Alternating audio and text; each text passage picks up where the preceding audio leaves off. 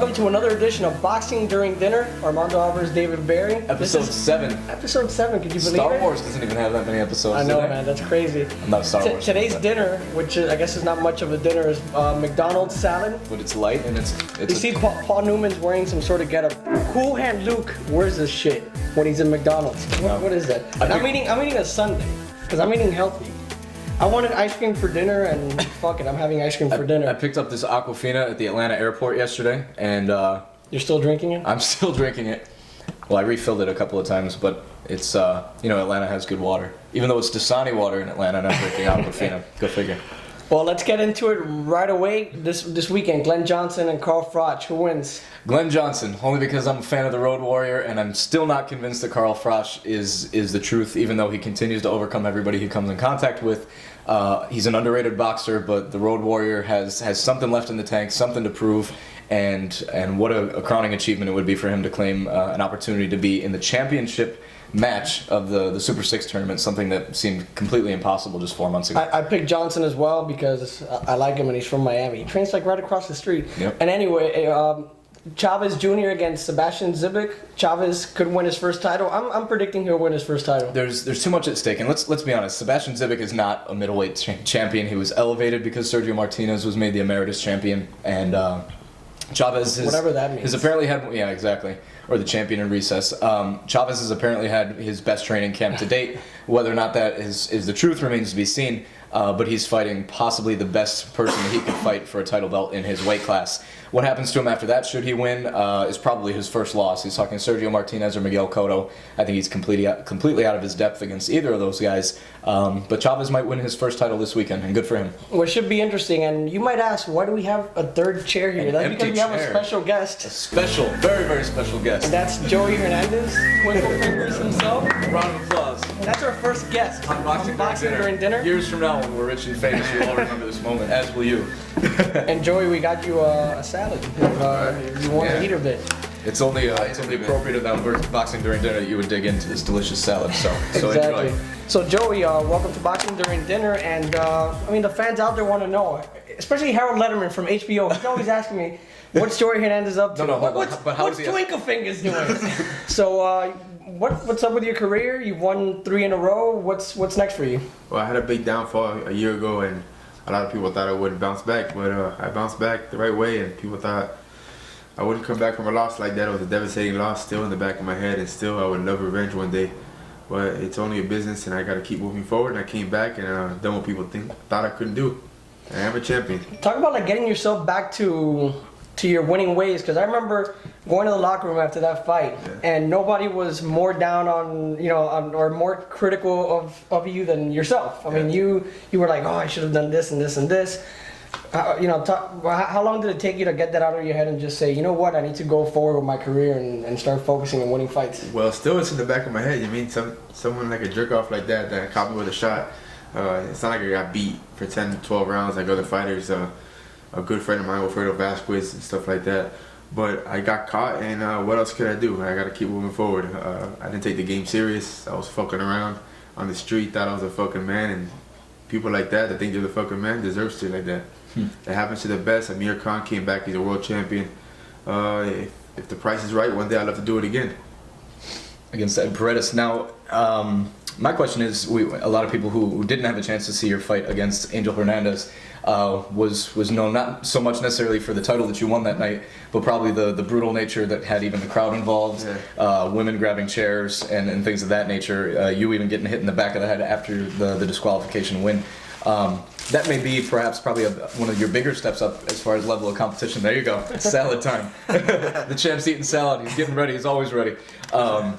But that might have been what some would consider your biggest step up in as far as name competition. What kind of things did you learn in that fight that you think are priming you for the next step? Well, again, after my loss, people didn't think I could win the fight. A lot of people thought I was dumb. The guy's a very tough Mexican, very durable, never been stopped. He's been stopped one time on a TKO, I believe his 15th fight.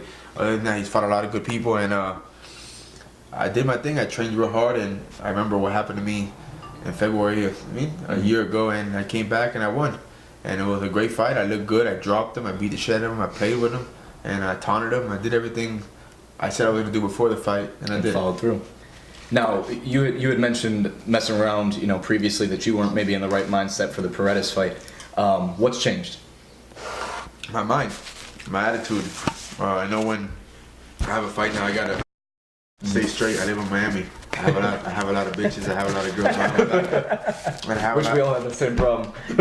We're in city eating McDonald's salads. And Sundays Yeah, I mean, I have a lot of with caramel. people that bad influence, people that little by little I'm getting in my life. But it was my mistake, and I only can move forward, and I learn from it. I look great. Everybody that did see the fight, because it was on the internet, said I look great, and they feel I can really be a world champion. So a sharper Joey Hernandez, a mindset changed. What's next? Because there's the Vivian Harris rumor, which I know Armando had heard about. But what's from the mouth of the champ himself? Well, I'm training right now, and I have a fight scheduled maybe July 9th in the Hard Rock against an opponent, just to stay busy. And after that, I want a good fight, man. I was supposed to fight Harry Joe Yorkie, Yorkie. And Probably best known for the Angulo knockout. and now he's fighting Gabriel Rosado, and just a lot of people don't want to fight me because I'm a slick southpaw, but I need to get this pretty face on TV because that's what makes money. Yep. Does it piss you off sometimes that you look at the 154-pound rankings and the champions out there?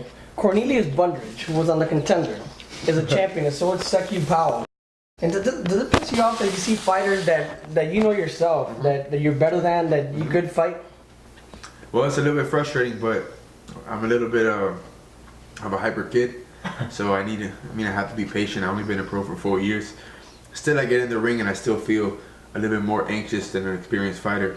I only had about 25 amateur fights and have 68 rounds of boxing, so I don't want to take it so fast, but I know these guys are on my level, but I know in a couple fights I'll be there and I'll beat them easy. You've talked to me about, the Vivian Harris's people didn't want to fight you. You were telling me that there's some promoters trying to go after you. Do you rather stay like a free agent for now? Have you learned from signing with promoters that they might lock you down, hold you down for a little bit? It's just hard because I grew up in the game with my dad. He's been in the business for about 20 years, and I see so many fighters that get screwed and they get thrown on the shelf. And I think the worst thing that a fighter can go through is inactivity. So I want to stay busy, and I have a big fan base here in Miami, so I want to keep going.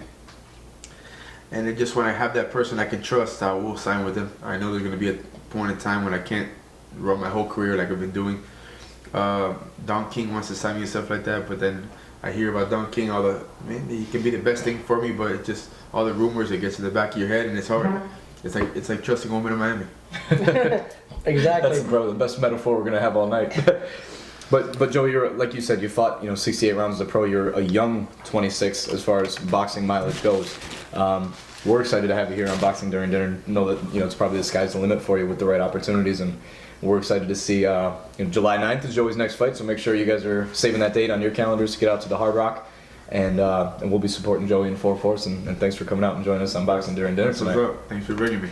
You want to stick around and talk to us about some other upcoming fights, or? Yeah, of course. Go ahead. So we were talking earlier about Glenn Johnson and Carl Froch. David kind of gave a little bit of his opinion. I just gave Glenn Johnson winning. I gave the right Glenn, opinion. Glenn Johnson, I think he's such an aggressive. He's such an aggressive fighter, and I can't believe he's over 40 years old. The guy keeps getting better and better each time I see him. I think the guy's an amazing fighter. And Carl Froch, he could be hit. He's like perfectly tailor-made for Johnson because he's not going to move around. What do you think about that fight? I like Glenn all the way. Glenn's historical. He's 43 years old, and the guy 43, 44 years old. That guy comes and comes and comes, and he's relentless. And now at 168, I feel he carries more power, and I feel that Carl Froch should do all right, but I think he's going to get overwhelmed. And how about Chavez Jr.? I mean, I don't care. A lot of people don't think he's that good a fighter, but Probably because he's not. He is unbeaten. He does have one draw. Do you think he'll win a title for whatever it's worth on Saturday? I've never seen that Sebastian guy fight. I heard he's pretty good, but Sorry. Are you choking on lettuce? You got the salad dressing stuck. We could have had our first Casualty on Boxing During Dinner. I don't think much of Chavez Jr., so I don't care to watch it. What do you think of Canelo Alvarez, who's the other up and coming Mexican who I think if he fights the right the right opponent who's pretty decent, he's gonna lose the fight. He's all right. They're building him because he brings a big crowd, and He's a big draw in Mexico, and it's only smart to protect the kid. And he's a fire crotch. I don't know what that has to do with anything, but he is. Another fight that's that just got signed, that's up and coming, is Zab Judah against Amir Khan. It's a unification fight. Do you think Zab's just done, or do you think he'll give Amir Khan a good fight? My thinking is that Zab is going to give probably the same treatment he gave to Floyd Mayweather, which is cause him some trouble in the first 3 to 5 rounds, maybe. But Amir Khan packs a lot of punch for a 140-pounder, and I think after Judah tests that, I mean, you could even argue in the Mabuza fight that if that had gone on much longer, maybe Judah doesn't come out winning, that fight because he tasted a little bit of power there. Amir Khan boxes the shit out of him. Zab Judah's not the same fighter. I mean, he's getting another payday. He's blessed, another opportunity, and then Amir beats the shit out of him. No, and even in his day, I mean, Zab Judah would fight well for the first few rounds, and then he'd just tire out of the rest of the fight. Against Claudia, against Miguel Cotto, because in the second round he popped Cotto with a good shot. I thought he had him, and then the rest of the fight went to shit. But the big news, and I guess I didn't know if it's a little old or not, but I heard Vladimir Klitschko and Hayden Panettiere broke up. That's got to be really upsetting news for you because And you were all excited about Dr. Steelhammer. I know, man. And his lady counterpart. The guy is 6'8". This girl is what, 4'11", 5 feet tall. Maybe on stilts. Pressure Holy plus pipes. crap! I mean, this girl's damaged goods. If one of us were to be with her, like, would she even feel it? Or? It'd be like throwing a hot dog down a hallway. All right, man. And you know what? We've all been through relationships. We've all been heartbroken. Yeah. It affects us. It makes us better people. It can Heartbroken make us, right now. Or it can make us like it can make us mush for a few months. Do you think this is David Hayes' perfect opportunity now that Vladimir Klitschko is gonna be crying a little bit? Do you think Emmanuel Stewart? We're not experts. Let's ask the fighter. No, I don't think he'll be right. I've been through my share. You can't trust him, man. Especially in Miami, right? Take a lot out of you. Pussy can pull a freight train. But we'll see what happens. David Hayes is a good fighter. He is. And that's one of the things I've been saying all along. Should Klitschko win this fight? Yes. But David Hay has the speed and power, and those are some of the things that Corey Sanders and Layman Brewster exposed is, the quickness in order to get in there, fast. But that jab, the steel hammer jab is enough to, it's his advantage over everybody, and that's the reason he's been, as successful A lot as of he people is. follow David Hayes, though. Yeah. No, I'm pulling for I've him. never seen I hope he No, wins. I've- Just because I've seen him I'm on tired. I don't YouTube. like the big weight classes. Yeah. I'm just tired of the Klitschkos. I'm tired of the heavyweight division. I just want to see new people. I hope Adamek beats Vitaly. I hope Hay beats Vladimir. Get rid of them for good. And just bring in a new crop of heavyweights. You mean like man. Evander Holyfield? Yeah, exactly. Yeah. Joey, gain like 60 pounds, man. Become a heavyweight. Yeah, we'll throw you in there. And speaking of Corey Sanders, I saw an episode of Entourage that he was in fighting Vitaly Klitschko. Really? Yeah, like That's probably the highest profile appearance he's had Vitaly ever beat since him. that fight. Or the T-Rex, right? T-Rex, yeah. T-Rex. Was it T-Rex or was it that the other Corey Sanders? Because there were two Corey Sanders. yeah. Are there? There was white Corey Sanders and black Corey Sanders. It's like black and white Doug from No, they're both Hangover. heavyweights, so. Yeah, that's true. So well, I guess this is it for This was fun. Did you have a good time unboxing during dinner? episode 7. All right, So beautiful. for sure we'll have Joey on again. I mean, 15 minutes isn't Maybe long next enough. time we get I Harold want you Letterman. guys to tune in. I will be the next one, next great one. I've never been beat. I've only been caught. Remember that. Oh. And follow us on Twitter at Box During Dinner. And look for Joey's website. You want to tell him the website? www.joeyfernandezboxing.com. You can also check me on Facebook, and I will have a Twitter soon. And before we get out of here, because you said everybody asks you the same thing, and you said it a billion times, but there's people that still ask me. Twinkle. Exactly. What do they call you? Twinkle When I was like 2 years old, when I get excited, it's just like a twitch. Like I just do that. Like when I'm with a girl at a dinner, like say I was with the chicks. Like, You've never seen play with your fingers.